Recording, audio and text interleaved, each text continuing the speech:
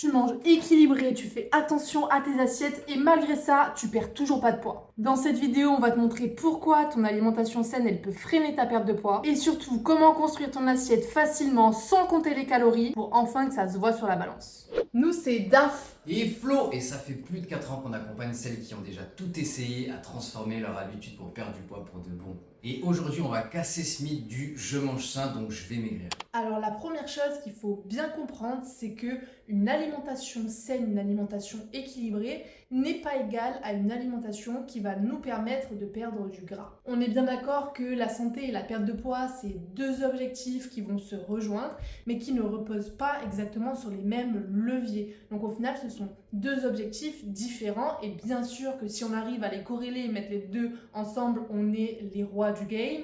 Mais il faut bien comprendre ça, que manger sainement ne veut pas dire perte de poids. Une alimentation équilibrée, une alimentation saine, c'est une alimentation qui va servir notre santé de par la diversité alimentaire et les bons produits qu'on va avoir, de par tous les bons apports que ça va nous apporter en termes de nutriments, de vitamines, de fibres, etc. etc. Alors qu'une alimentation qui va nous aider à perdre du gras, c'est une alimentation qui va nous permettre d'être en déficit calorique. Le déficit calorique, c'est la condition indispensable à une perte de poids ou une perte de gras. Qu'est-ce que c'est que le déficit calorique? C'est tout simplement faire en sorte que les dépenses en calories, en énergie sur la journée, soient supérieures aux apports en énergie. Tout ce qui va être dépense, ça va être de par l'activité physique, de par notre métabolisme, qu'est-ce que notre corps consomme au quotidien, tout simplement pour fonctionner, l'énergie qu'il va dépenser. Et les apports en calories, ça va être tout simplement tout ce qu'on va manger, tout ce qu'on va boire qui va nous apporter des calories. Donc non, manger sain ne suffit pas, notamment quand en fait on va avoir des produits bruts, des produits sains, mais qui vont être riches en calories. On s'en rend pas forcément compte et c'est là justement que beaucoup de femmes se font piéger. On va donner des exemples concrets tout de suite et on terminera par l'assiette type qui va te permettre de rentrer en déficit.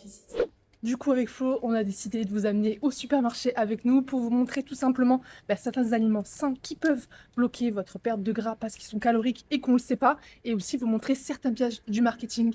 C'est parti! Let's go.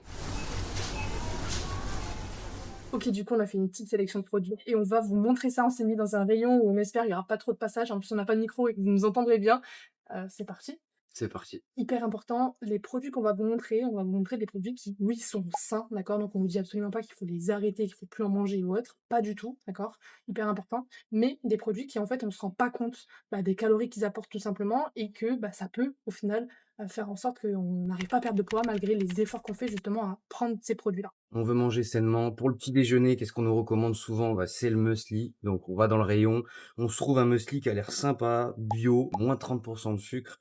On se dit nickel, Nutri-Score B, donc plutôt cool et plutôt sain. Je vais prendre ça, ça va me faciliter la tâche pour ma perte de poids et puis en plus, je vais kiffer. Et donc, en termes de calories, on est pour cet aliment-là, pour 100 grammes à 393 calories. Et si on compare avec le fameux choc à pic, ok, ça c'est vraiment le truc de l'enfance, etc. On sait que c'est pas bon pour notre santé, c'est ultra transformé, etc. Et que c'est pas bon non plus pour notre perte de poids. Et si on parle en termes de calories, ici on est à 384 calories pour 100 grammes. Donc au final, sain, pas sain, calories égales. Donc en perte de poids, si je remplace et que je prends exactement la même portion, j'aurai exactement les mêmes calories et donc je mangerai mieux, ce sera meilleur pour ma santé, mais ça changera rien sur mon poids. D'où le fait que, purée, je fais des choix sains, mais mon poids, il descend pas parce qu'il faut pas juste cocher cette case-là. Deuxième aliment dont on voulait vous parler. Hop, on va avoir la poudre d'amande, où souvent dans les recettes saines, perte de poids, on a la poudre d'amande qui remplace la farine. On se dit, bon, nickel, c'est bio, les amandes, on sait que c'est sain, Souvent en plus c'est dans des recettes sans gluten et on associe aussi ce sans gluten à sain. carrément, et à la perte de poids du coup. Et là, pour 100 grammes, donc, on est à 640 calories.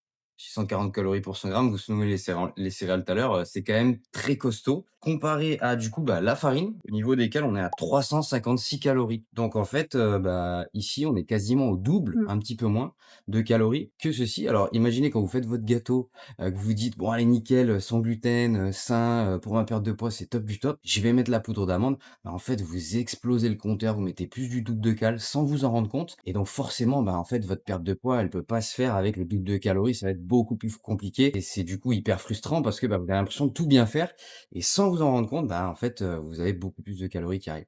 Ensuite, dans la même lignée, El Famoso, l'huile d'olive qu'on met, un peu partout parce que, bah, surtout dans le sud, on adore ça. On sait que c'est un aliment qui est très sain, en effet et c'est clairement, le truc qu'on va rajouter, bah, que ce soit dans nos préparations, dans nos salades, dans la poêle avant de cuire quelque chose et en fait, l'huile d'olive, ça peut être vraiment un gros danger parce que c'est extrêmement calorique. Ici, pour 100 grammes, enfin 100 millilitres du coup, on est à 823 calories. L'équivalent d'une cuillère à soupe, ça fait environ 10 millilitres. Donc, vous imaginez que dans une cuillère à soupe, on a quasiment 100 calories. Donc, imaginez quand vous faites votre salade et que vous mettez votre huile d'olive comme ça, à l'œil ou dans la poêle, bah, en fait, ça peut passer du simple au double, en termes de calories. Vous faites votre salade hyper saine ou vos œufs hyper sains, bah, en fait, vous avez des bombes calories juste à cause du dosage de l'huile d'olive. Donc, l'idée, c'est pas de l'enlever, mais c'est tout simplement, bah, de doser la quantité parce que vous pouvez voir que aliment sain, mais on peut exploser les calories et du coup, bah, flinguer notre perte de poids tout simplement, une nouvelle fois sans s'en rendre compte. Ça fait un petit moment déjà que on voit sur tout plein de recettes Instagram, etc., le fameux peanut butter, le beurre de cacahuète qui est 100%, d'accord? Donc on a que de la cacahuète à l'intérieur. On le voit notamment pour enrichir les recettes en protéines. Cet aliment-là, pour 100 grammes, on est à 610 calories. Et pour se rendre compte, quand le matin, on a échangé nos fameuses tartines de Nutella par Excusez-moi. par du beurre de cacahuète. On s'est dit, bah, c'est beaucoup plus sain, ça va m'aider dans ma perte de poids. On a remplacé 100 grammes qui font 539 calories par 100 grammes qui font 610 calories. Donc au final, le Nutella, ce truc là où on se dit, ça c'est vraiment le Le chétan. diable. Ouais, et ben en fait, on a moins de calories que dans le peanut butter. Alors bien sûr qu'en termes de santé, on va pas Il y en a comparer les un qui est deux. meilleur que On l'a l'autre. compris, c'est le principe de tout ce qu'on vous montre ici.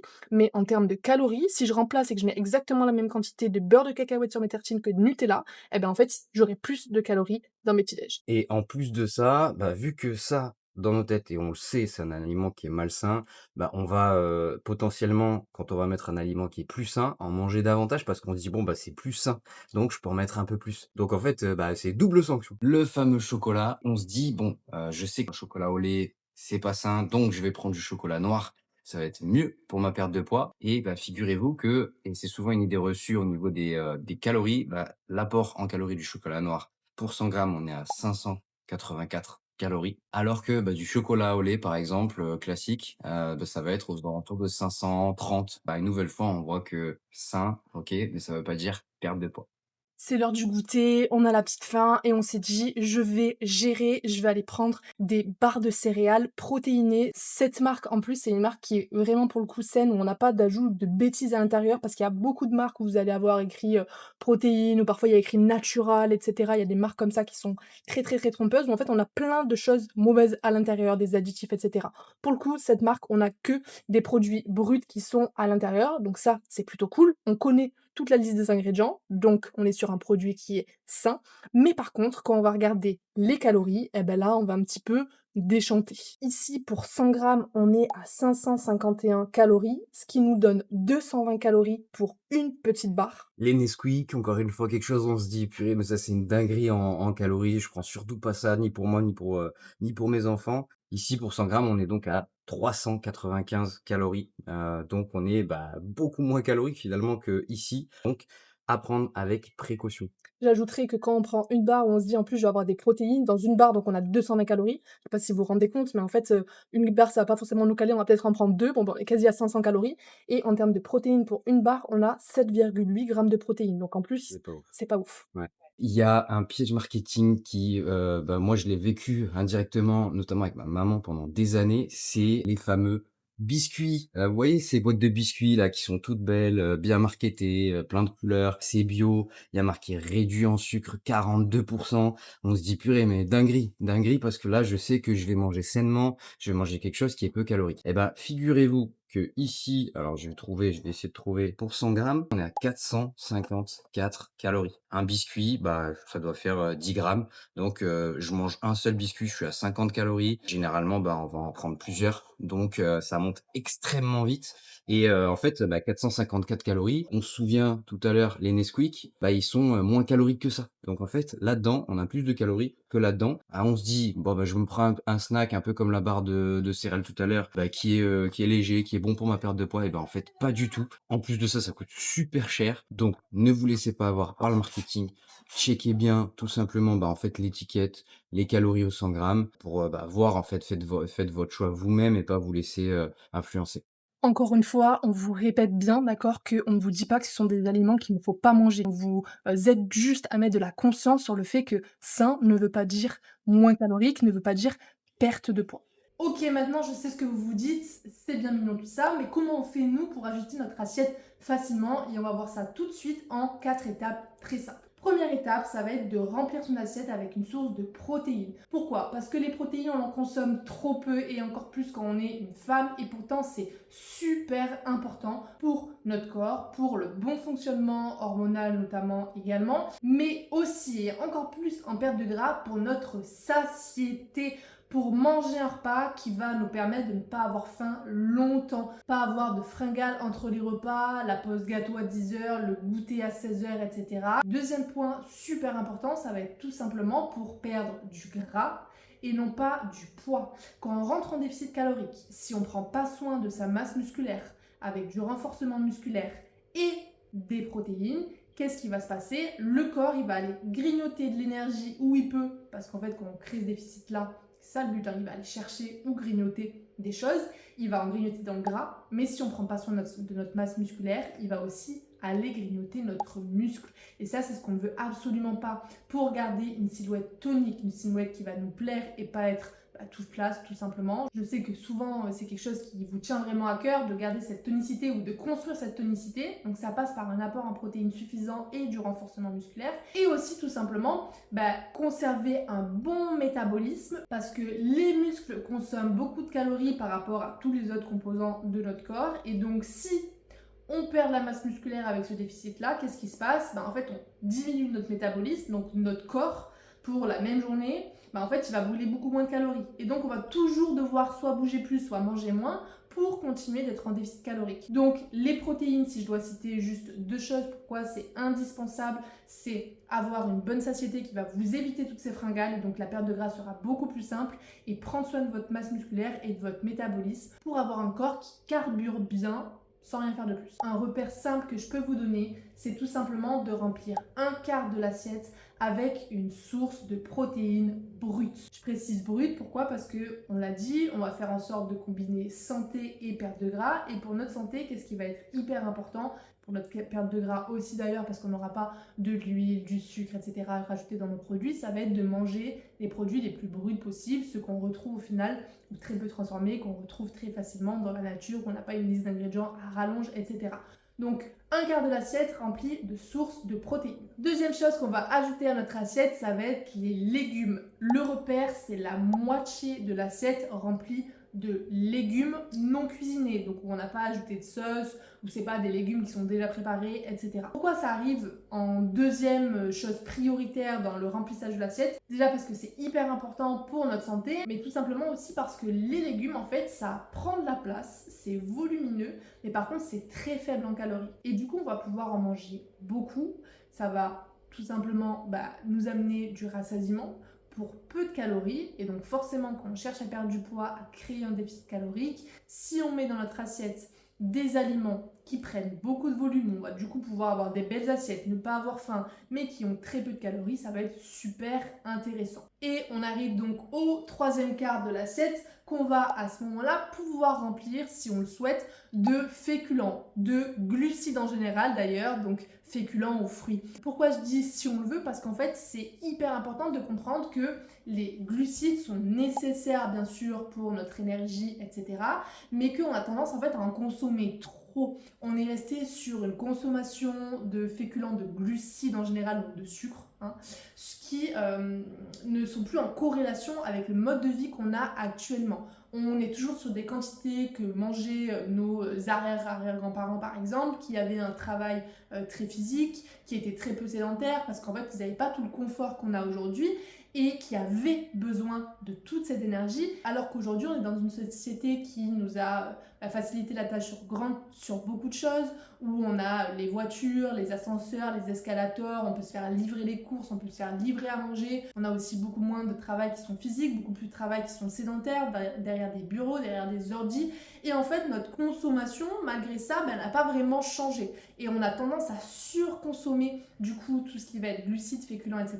par rapport à ce que notre corps aurait réellement besoin. Donc quand je dis qu'on n'est pas obligé d'en mettre dans l'assiette, comme je disais au début, donc ce quart-là, on peut le remplir de féculents ou pas, c'est qu'on n'a pas besoin d'en avoir forcément sur chacun des repas. Et très souvent, ce qui se passe, c'est qu'on va avoir, par exemple, des pâtes dans l'assiette, on va manger du pain à côté parce qu'on est des bons Français, et on va avoir, par exemple, un fruit ensuite en dessert. Et en fait, c'est plein de petites choses qui vont faire qu'on va en avoir trop par rapport à nos besoins réels. Je suis pas en train de dire qu'il faut les supprimer, non, mais que parfois, en fait, peut-être sur un repas, on va en avoir, sur un autre repas, on ne va pas en avoir. Peut-être qu'on va pas avoir de féculents dans notre assiette, mais qu'on aura un fruit au goûter, etc., etc. Bref, et on arrive ensuite sur le groupe alimentaire qui va être peut-être le plus important en perte de gras, les lipides, les graisses. Alors oui, c'est hyper important de consommer des bonnes sources de graisse, encore plus quand on est une femme pour tout notre système hormonal, pour que tout fonctionne bien.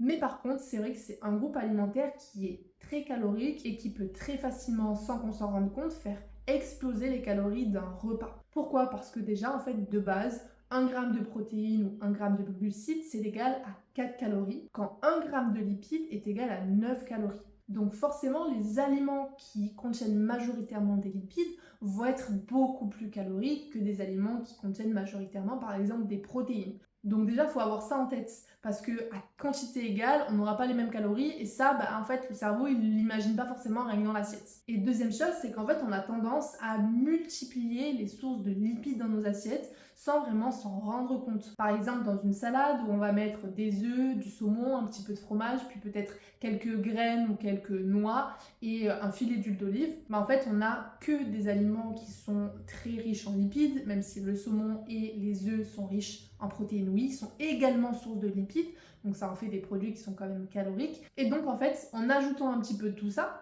dans des quantités raisonnées. De base, la salade qu'on pensait super légère, on s'est dit que ça c'est parfait pour notre perte de gras, ça en fait une salade qui est extrêmement calorique, qui peut parfois être autant calorique qu'un McDo, le truc où on se dirait jamais je vais aller manger un McDo, ça va être, déjà c'est pas sain, mais ça va être catastrophique pour ma perte de poids. Parfois en fait on va se faire des plats qui sont hyper sains, hyper bons pour notre santé, où on se rend pas compte en fait que ça va être des bombes caloriques parce que on va avoir à l'intérieur beaucoup d'aliments qui vont être source de lipides.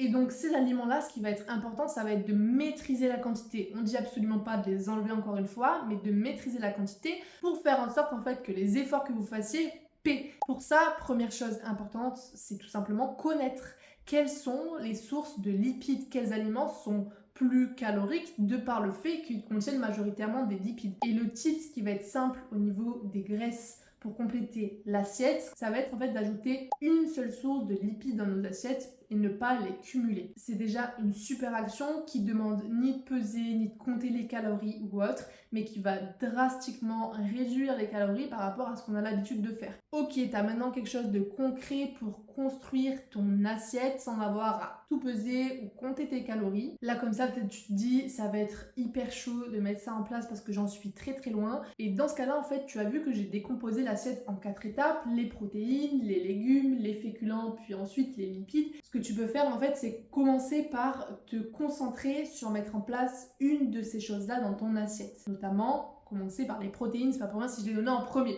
Une fois qu'en fait c'est sain pour toi de remplir ton assiette de sources de protéines brutes, tu pourras passer à l'ajout des légumes, etc., etc., jusqu'à ce qu'en fait la chose que tu mets en place devienne simple et que ça te coûte pas d'efforts supplémentaires de venir changer une autre chose dans ton assiette. C'est vraiment comme ça en fait que tu vas pouvoir construire des habitudes durables, pas tout changer du jour au lendemain, mais choisir un focus, le mettre en place, le répéter encore et encore jusqu'à ce que ça devienne ta norme et ensuite aller sur autre chose. Bon, attention, par contre, je viens de me rendre compte que je crois que je l'ai pas dit, donc hyper important que je revienne là-dessus. Ce que je viens de te donner, la composition de l'assiette, c'est la base pour mettre des choses facilement en place, mais bien sûr que je vais pas pouvoir individualiser ici les quantités et c'est important de comprendre qu'on est toutes différentes et qu'on a toutes des besoins qui sont différents et que donc tu vas pas avoir les mêmes besoins que ta voisine, que ta meilleure amie, que ta collègue de boulot et que le déficit calorique pareil va être différent en fonction des personnes et donc les quantités, que ce soit de protéines, de féculents, de lipides,